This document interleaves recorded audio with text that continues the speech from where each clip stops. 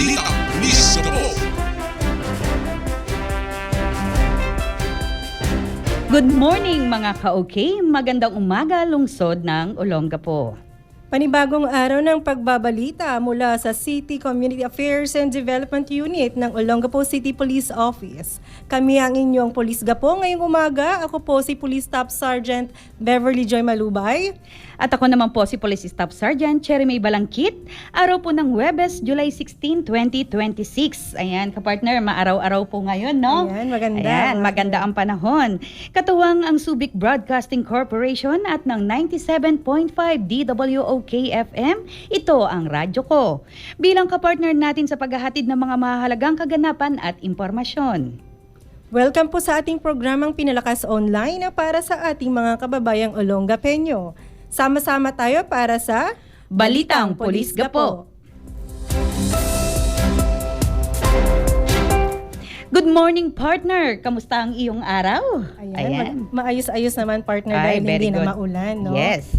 Batiin natin ang ating makakasama sa pagpapalakas ng ating magandang ugnayan sa ating komunidad. Unang-una na dyan ang ating mga salaang Police Advocacy Group. Batiin din natin ang ating mga nakasama sa ginanap na third quarterly meeting ng Local Council for the Protection of Children and LCPC kahapon lamang yan, partner. Dyan sa FMA Hall, sa ating City Hall. Ayan, Yes, oo. partner. Yes, partner. Unang-una na dyan ang ating City Councilor, kay Ma'am Tet Marzan. Ayan, kay Councilor Ermelando Anonat, ang ating DSWD, DILG, MOVE o yung Men Opposed to Violence Against Women Everywhere, ang PAC o Philippine Against Child Trafficking, at ang DepEd, syempre partner, kasama natin sila. Yes, partner. Sama-sama ang ating mga organisasyon para lamang po mapaganda at mapaayos ang lagay ng ating mga kabataan dito sa ating lungsod ng Olongapo. Punong-puno tayo ng activities this July. Tunay nga, July is Police Community Relations Month. Buwan ng pagpapatibay ng magandang ugnayan at pagiging matatag sa layuning magkaisa, magkapit-bisig at magsanib puwersa sa pagtulong sa ating mga kababayan. Yes, partner, as we celebrating the Police Community Relation Month o PCR Month, maraming salamat po sa patuloy niyong suporta at pakikiisa sa Olongapo City Police Office.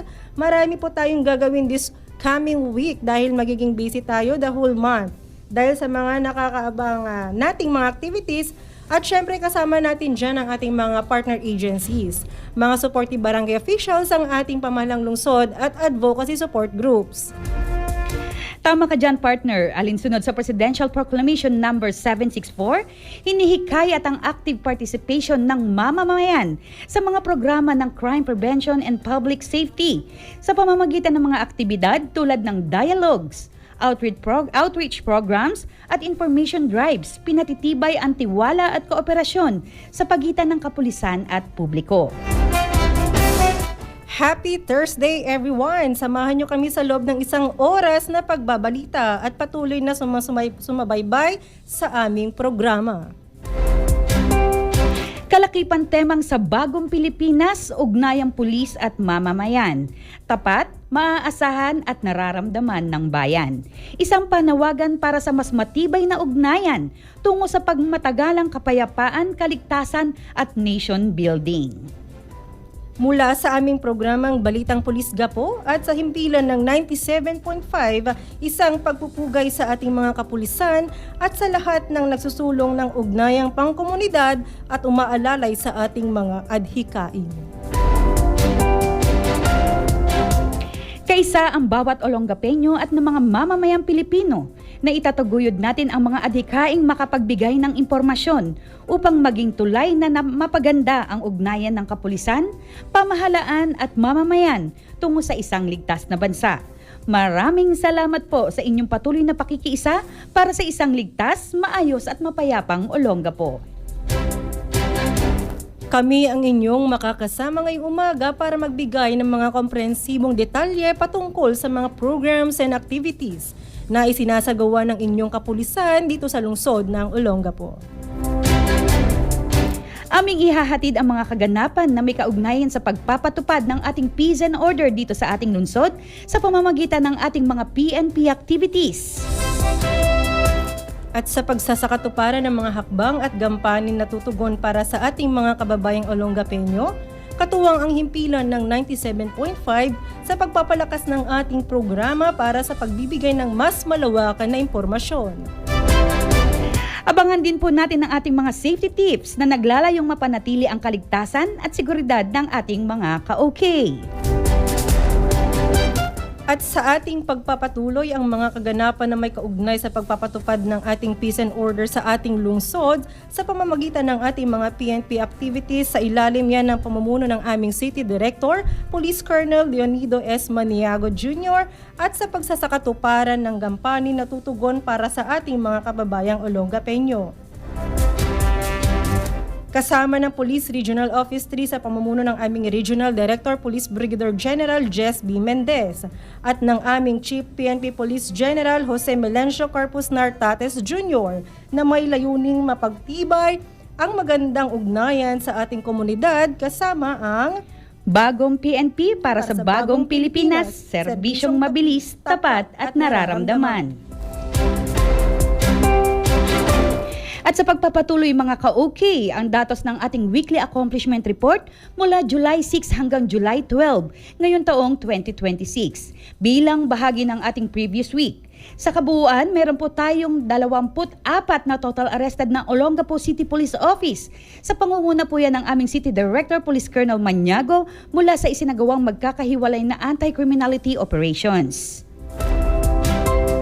Sa campaign against illegal drugs naman, mayroong siyam drug personalities ang naaresto ng Olongapo City Police Office mula sa matagumpay na isinagawang 7 anti-illegal drug operation at pagkakakumpiska ng 9.3 grams ng shabu na may kabuoang halaga na 63,423 pesos.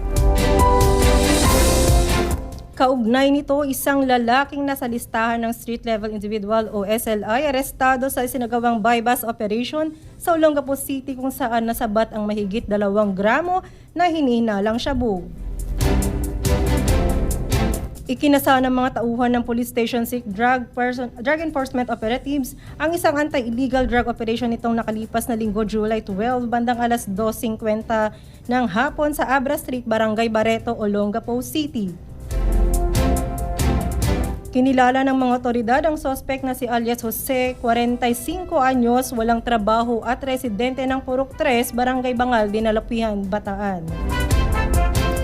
Base sa report, nag-ugat ang pag-aresto sa pamamagitan ng isang target intelligence packet operation at nasabat mula sa suspect ang 4 na piraso ng plastic sachet na naglalaman ng shabu na may timbang na 1.54 grams at may standard drug price na 10,526 pesos. Na-recover din sa operasyon ng 3 pirasong 100 peso bill na ginamit bilang buy-bust money. Sa kasalukuyan ng suspect at mga nakumpiskang ebidensya ay pansamantalang nasa kustodiya ng Police Station 6 para sa kaukulang dokumentasyon at pagsasampa ng kasong paglabag sa Comprehensive Dangerous Drug Act of 2002. Ayan partner, pansamantala muna nating puputulin at maya-maya lamang po ay magbabalik ang Balitang Pulis po matapos po ang ilang paalala. Manatiling nakatutok sa himpilan ng 97.5. Muling nagbabalik ang Balitang Pulis po at sa pagpapatuloy. Isa pang umano'y street-level individual or SLI sa Olongapo, arestado sa buy-bust operation ng pulisya matapos makuhanan ng halos 3 gramo na hinihinalang shabu. Kalaboso ang kinahinatnan ng isang 35 anyos na lalaki matapos malambat ng mga operatiba sa kahabaan niya ng National Highway Purok 1, Libasi Street sa Barangay New Cabalan, Olongapo City. Nangyari ang operasyon nitong nakaraang Biyernes, July 10, bandang alas 8 rin ng gabi. Kinalala ng Police Station 4 ang nadakip na suspect na si alias Boy, walang asawa at residente ng Hibok-Hibok Street Corner, libas sa Barangay New Cabalan. Ayon sa report, ikinasa ang Station Drug Enforcement Unit operatives ng Police Station 4 ang isang anti-illegal drug buy-bust operation sa ilalim ng kanilang Tactical Intelligence Packet. Nagresulta nito sa pagkakakumpiska ng 3 piraso ng plastic sachet na naglalaman ng hinihinalang shabu na tumitimbang sa humigit kumulang na 2.9 grams. Tinatayang aabot sa 19,720 pesos na ang standard drug price ang mga nasabat na droga.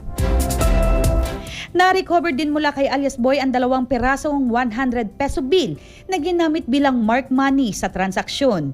Dinala na sa Police Station 4 ang suspect kasama ang mga nakuhang ebidensya para sa tamang dokumentasyon at pagsasampa sa kaukulang kaso. Samantala, sa ating accomplishment on wanted persons, matagumpay na naaresto ng Olongapo City Police Office sa ilalim ng pamumuno ni Police Colonel Leonido S. Maniago Jr., ang City Director, ang 11 wanted person sa magkakahiwalay na operasyon na isinagawa ng Police Gapo sa loob ng 1 linggo. Kaugnay nito, isang lalaking itinuturing na most wanted person timbog sa pinagsanib na puwersa ng kapulisan ng Olongapo City dahil sa kasong rape sa pamamagitan ng sexual assault. Hindi na nakapalag ang isang 29 anyos na bartender matapos ihain sa kanya ang warrant of arrest sa mismong tapat ng kanyang tahanan sa Begonia Street, Barangay Santa Rita, Olongapo City. Naganap ang pag-aresto nitong nakalipas na Lunes, July 9, bandang alas 8:30 ng gabi. Kinilala ng mga otoridad ang akusado na si alias Pedro walang asawa at residente ng naturang lugar. Isinagawa ang operasyon sa ilalim ng Target Intelligence Pocket ng Trackle Team ng Olongapo City Mobile Force Company bilang lead unit, katuwang ang mga tauhan ng Police Station 5 at City Intelligence Unit o CIU. Inihain kay alias Pedro ang warrant para sa krimeng rape through sexual assault sa ilalim ng Article 266-A ng Revised Penal Code.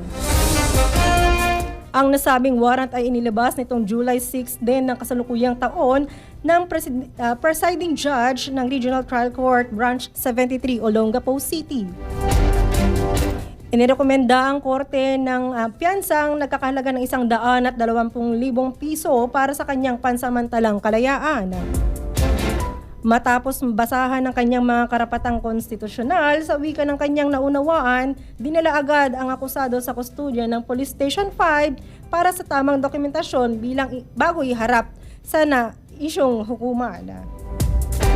Ayon kay Police Colonel Maniago Jr., ang magkahiwalay na operasyon ay bahagi ng pinaigting na kampanya laban sa mga wanted na individual at nagpapatunay sa patuloy na pagsisikap ng kapulisan na maihatid ang hustisya sa mga taong may kinakaharap na kaso. Para naman sa ating kampanya kontra illegal gambling, 4 na individual ang nahuli ng Olongapo City Police Office dahil sa illegal na pagsusugal mula sa 2 magkahiwalay na operasyon. Nasa 1,150 pesos ang kabuuang halaga na nakumpiska ang pera. Kaugnay nito, 2 magkamag-anak timbog sa akto ng mga otoridad habang nagkakarakrus sa Barangay Barreto, Olongapo City. Huli sa akto ang 2 lalaki matapos silang matsyempuhan na nagpapatrolyang pulisya habang naglalaro ng iligal na sugal sa Lacambra Street, Barangay Barreto, Olongapo City. Nangyari ang pag-aresto nitong nakalipas na Martes, Hulyo 7, bandang alas 6 ng gabi. Kinilala ng Police Station 6 ang mga nadakip na sina alias Rex, 22 anyos, walang asawa, at si alias Larry na 18 taong gulang. Kapwa residente ang 2 ng Purok 3, Barangay Naugsul sa bayan ng Subic, Zambales. Ayon sa ulat, nagsasagawa ng regular na mobile patrolling ang mga tauhan ng Police Station 6 sa kanilang nasasakupan ng mahuli sa akto ang nagaganap na karakrus sa lugar. Agad na pinusasan ang mga suspect at nakumpiska mula sa kanila ang 3 pirasong piso na ginamit bilang pangara o taya, kasama ang bet money na nagkakahalaga ng 505 piso sa iba't ibang denominasyon. Dinala sa Police Station 6 ang mga suspect pati na rin ang mga nakuhang ebidensya para sa tamang dokumentasyon at pagsasampa ng kasong paglabag sa Presidential Decree No. 1602 o ang Batas Laban sa Iligal na Sugal.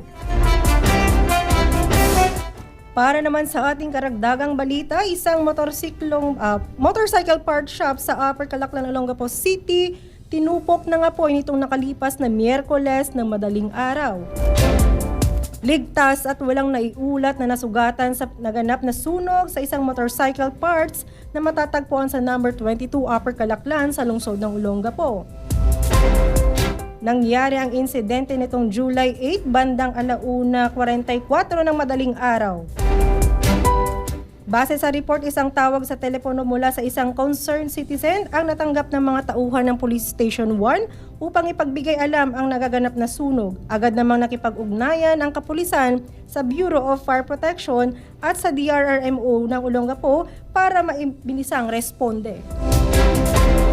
Idiniklara ng mga BFP na far out at tuluyang naapula ang apoy bandang 2:15 ng madaling araw.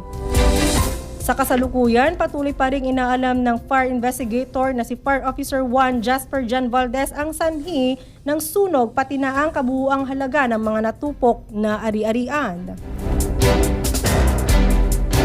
Samantala, isang 24 anyos na motorista nasawi matapos sumalpok sa kasalubong na jeep nang sumemplang ang kanyang motorsiklo sa kahabaan ng National Highway sa Olongapo City.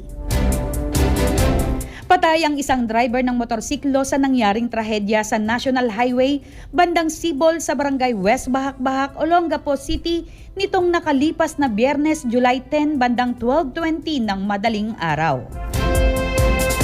Kinilala ng kapulisan ang nasawing biktima na si alias Adam, 24 years old, at residente ng Hulo, Tabakuhan, barangay Santa Rita sa lungsod ng Olongapo.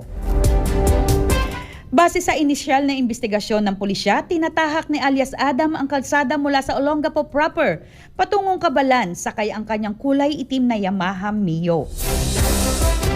Ngunit pagsapit ng pakurbang bahagi ng kalsada, aksidenteng sumemplang at nadulas ang kanyang motorsiklo dahilan para mapunta ito sa kabilang linya. Sa lakas ng impact, tumapon ang biktima mula sa kanyang motor at nasalpok ng kasalubong na pampasaherong jeep na minamaneho ng 35 anyos na si alias Ricky na residente ng Dinalupihan, Bataan. Agad na isinugod sa Barangay Old Cabalan Rescue Team ang biktima sa James L. Gordon Memorial Hospital dahil sa tinamong sugat. Ngunit idineklara na itong dead on arrival ng attending physician. Bagamat tinuturing na walang kasalanan ang driver at ang jeep, sasailalim pa rin ito sa legal na proseso at pansamantalang nananatili sa kustodiya ng mga otoridad para sa kaukulang disposisyon ng kaso. Bilang pagtalima sa ating karapatang pantao, minabuti ng aming programa na gumamit ng alias sa pangalan ng sospek at biktima at limitado din po ang pagbibigay ng detalye upang mapangalagaan ang ating personal na impormasyon alinsunod sa umiiral na batas patungkol sa Data Privacy Act. Ang Olongapo City Police Office ay patuloy na nagpapaalala sa publiko na iwasan ang anumang uri ng karahasan at makisa sa ating mga programa para sa kapayapaan at kaayusan ng komunidad. Ayan, partner, pansamantala muna nating puputulin at maya-maya lamang po ay magbabalik po ang Balitang Pulis Gapo matapos po ang ilang paalala. Manatiling nakatutok sa himpilan ng 97.5. Muling nagbabalik ang Balitang Pulis Gapo at bilang pagpapatuloy para naman po sa ating isinagawang community engagement sa loob ng ating lungsod, serbisyong nararamdaman. Patuloy ang community-based drug rehabilitation program sa Balay Silangan para sa kababayan nating nalihis ng landas at nagnanais magbago. Isang bagong kabanata ng paghilom at pagbabago ng hatid natin sa pamamagitan ng community-based drug rehabilitation program nitong nakalipas na linggo. Ang naturang programa ay pinangunahan ng Olongapo City Police Office sa ilalim ng pamumuno ng aming City Director, Police Colonel Junido S. Maniago Jr., ayan, katuwang ang pamahalaang lungsod sa pangunguna ni Mayor Roland Paulino Jr. Ito ay tinuturing na isang malaking tagumpay para sa lungsod. Matatandaan kumakailan lamang ay isinagawa ang paglagda sa Memorandum of Understanding, ang inaugurasyon ng Balay Silangan at ang pagtatapos ng mga bagong sanay na CBDR facilitators kung saan kabilang ang ilang delikadong tauhan ng Olongapo City Police Office. Sa pamamagitan ng mga nakalatag na structured intervention sessions, gabay at suporta mula sa iba't ibang ahensya, Muling pinagtibay ng OCPO ang kanilang commitment na tulungan ang mga kalahok na muling maitayo ang kanilang mga buhay, mapatibay ang kanilang mga pamilya at maging produktibong bahagi mula sa ating lipunan. Ayon kay Police Colonel Maniago Jr., ang bawat paglalakbay ay nagsisimula sa isang hakbang at patunayan ni ito ng mga kalahok na buong tapang na pumili ng landas tungo sa mas magandang kinabukasan. Kasama ang city government ng Olongapo City, nananatiling matatag ang kapulisan sa pagtataguyod ng isang mas ligtas, mas malusog at drug-free na komunidad sa pamamagitan ng pagmamalasakit at tapat na serbisyong publiko. Isang hakbang, isang desisyon, isang bagong simula. Muli, maraming salamat po. Maliban dyan, partner, tayo rin ay taus-pusong nagpapasalamat sa Olongapo Sea Lions Club. Sila ay dumalaw sa ating City Director nitong nakaraang Biyernes, July 10, para sa isang courtesy visit. Ang naturang pagdalaw ay nagbigay din ng pagpupulong para sa isang makabuluhang pagkakataon upang lalong patatagin ang pagkakaisa at kolaborasyon sa pagitan ng kapulisan at ng isa sa mga pinakaaktibong civic organization sa lungsod na kinilala sa kanilang mga humanitarian services at community development projects. Ayon sa pamunuan ng OCPO, malaki ang kanilang pagpapahalaga sa walang sawang suporta ng mga grupong tulad ng Olongapo Sea Lions Club. Binigyan diin ng pulisya ng tunay na pangmatagalang kapayapaan, kaligtasan at kaunlaran ay mas madaling makamit kung may pagkakaisa, pagtutulungan at isang layunin na magsilbi ng tapat sa mga mamamayan ng Olongapo City. Isang alyansang may malasakit para sa mas ligtas at maunlad na bukas. Samantala, partner, abot kayang bilhin at suporta sa mga lokal na magsasaka, inihatid ng Olongapo City Police Office sa pamamagitan ng programang pinamagatang Kadiwa ng Pangulo sa Kampo. Naging isang masiglang pamilihan ng Olongapo sa loob ng Camp Cabal nitong makalipas na Lunes, July 13, matapos isang ikasa ng Olongapo City Police Office ang monthly Kadiwa ng Pangulo program. Ang aktibidad ay pinangunahan ng aming City Director, Police Colonel Jonido S. Maniago Jr. bilang pagsuporta sa programa ni Pangulong Ferdinand Marcos Jr. na mapasigla ang food security at maiangat ang kabuhayan ng mga lokal na producer. Sa pamamagitan ng programang ito, direktang binibenta ng mga lokal na magsasaka at maliliit na negosyante ang kanilang mga sariwang ani at quality products sa mga tauhan ng Olongapo City Police Office sa mas mababang halaga. Ayon kay Police Colonel Maniago Jr., ang Kadiwa ng Pangulo ay hindi lamang isang simpleng araw ng pamamalengke. Ito ay patunay ng dedikasyon ng kapulisan na suportahan ang mga programa ng pambansang pamahalaan para sa inklusibong paglago ng ekonomiya at pagbibigay pugay sa kontribusyon ng mga lokal na magsasaka sa ating lipunan. Mula sa Pulis Gapo, tungo sa komunidad, ugnayang nagbibigay buhay at pag-asa. At ayan na po ang aming accomplishment on community engagement at intensified information operation para sa inyo mga ka-okay. Ang lahat ng mga aktibidad na ito ay bahagi ng aming adhikay na isulong ang mga programa ng PNP sa pamamagitan ng Community Affairs and Development. Kaya naman hinihikayat namin ang lahat na makiisa upang mas lalo nating mailapit sa ating mga kababayang Olongapeño ang serbisyong publiko ng Pulis Gapo. Sa pagpapatuloy, dumako naman tayo sa pamimigay ng mga safety tips bilang bahagi ng aming pagpapaigting ng Intensified Information Operation para sa ating mga ka-okay na talaga namang kapaki-pakinabang. Isang ligtas at mapayapang lungsod ang layunin ng ating kapulisan. Kanina lamang ay ating ibinalita kung saan isang driver ng motorsiklo ang nasawi nitong nakaraang Biyernes, July 10 sa National Highway sa may barangay West Bahak-Bahak, Olongapo City. Kaugnay nito, narito ang mga gabay sa ligtas ng pagmamaneho ng sasakyan o motorsiklo. Una, bagalan ang bilis bago dumating sa kurbada. Ang problema, maraming motorsiklo ang pumapreno kung kailan nasa gitna na sila ng kurbada. Ito ay madalas na sanhi ng pagkadulas o pag-skid ng gulong. Ang tip, bawasan na ang bilis bago pa man pumasok sa kurbada. Mas madaling kontrolin ang motor kapag sapat ang kapit ng gulong sa simento habang lumiliko. Parte din dyan, no? Partner, iwasang lumampas sa kabilang linya. Ayan. Ang problema, sa pagnanais na makuha ang pinakamadaling anggulo sa pagliko, kinakain ng ilang motorista ang kabilang linya or tinatawag nating counterflow or encroachment. Ang tip, manatili sa gitna o sa kanang bahagi ng iyong linya. Tandaan na hindi mo nakikita ang kasalubong mo kapag blind curve o ang iyong tinatahak. Kasama din dito ay siyasatin o inspeksyonin ang gulong at preno. Tandaan ang blow bagets, battery, lights, oil, water, brakes, air gas, engine, tires at syempre ang ating sarili. Mga kadalasang nagiging problema ang mga kalbong gulong o pudpod ay na brake pads ay walang sapat na kapit, lalo na kapag madulas, basa o may buhangin ang kalsada. Narito naman ang tip. Ugaliing i-check ang pressure ng gulong, ang sobrang lambot o sobrang tigas na gulong ay parehong delikado sa mga kurbada. Siyempre partner, kailangan din nating mag-ingat sa black ice at madulas na kalsada. Ang sanhi na nagiging problema ay pagkatapos ng mahinang ulan o kapag madaling araw, ang langis at alikabok na sa kalsada ay humahalo sa tubig, dahilan para maging parang grasa ang dulas ng semento.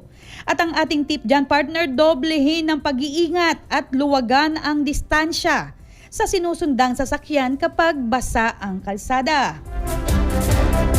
Siyempre, laging magsuot ng kompletong gear. Ang tip, hindi sapat ang helmet lang dahil formalidad sa checkpoint. Gumamit ng full face helmet na may ICC sticker, protective jacket, saradong sapatos at gloves. Ang tamang gear ay maaaring magsalba ng iyong buhay sakaling tumapon ka sa motor. Kung sakaling makasaksi o makaranas ng aksidente, huwag kalimutang i-dial ang 911 sa bawat oras nais pangangailangan. Darating ang inyong kapulisan, just call 911. At yan po ang ating mga safety tips for today. Naway meron po tayong napulot na aral at mag-iingat po tayo lagi mga ka-okay. At para maging update sa OCPO activities and accomplishment, please follow our Facebook page at Police Gapo Disiplinado. At please give us your likes, comments, and shares sa aming Facebook account at Olongapo City Police. Diyan niyo po makikita ang aming mga conducted activities and accomplishments. Also, please follow our YouTube channel at Olongapo City Police Office. At syempre kung saan nyo po kami napapakinggan ngayon ang 97.5 DWOK-FM. At nais din po namin i-promote ang programang Sumbong Nyo, Aksyon Agad, Lunes hanggang Biyernes 12:30 to 1:30 ng hapon. Ganon din ang official Facebook page ng Philippine National Police at Police Regional Office 3 at ang Police News Network Facebook page. At yan po ang hatid naming mga mamahalagang impormasyon mula sa Olongapo City Police Office. Maraming salamat po sa oras ng inyong pakikinig sa ating programa ngayong umaga. Laging tatandaan ang usaping kaligtasan ay usapin ng bawat mamamayan.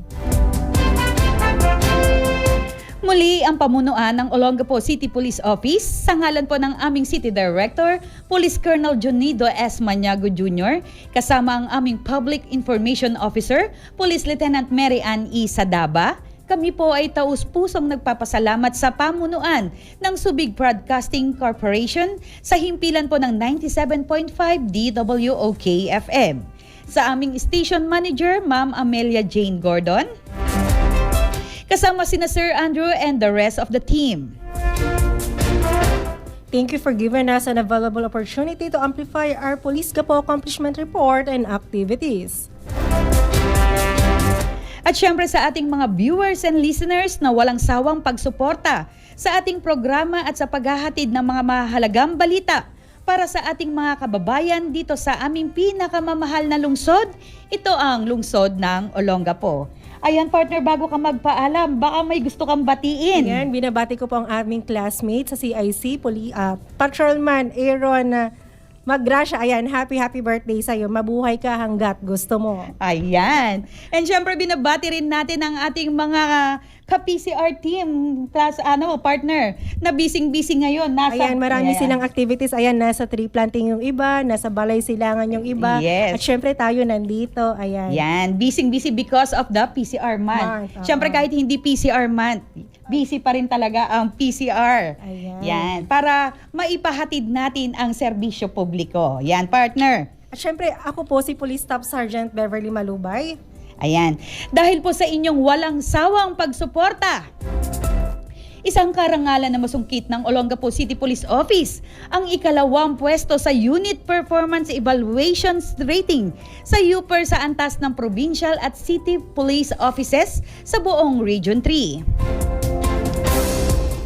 Ang naturang pagkilala ay sumailalim sa dedikasyon, mahusay na pamumuno ng aming City Director, Police Colonel Junido S. Maniago Jr. at sama-samang pagsisikap ng bawat isa sa paglaban sa kriminalidad, pagpapanatili ng kapayapaan at kaayusan at paghahatid ng dekalidad na serbisyong publiko. Isang taus-pusong pasasalamat mula sa inyong pulis gapo.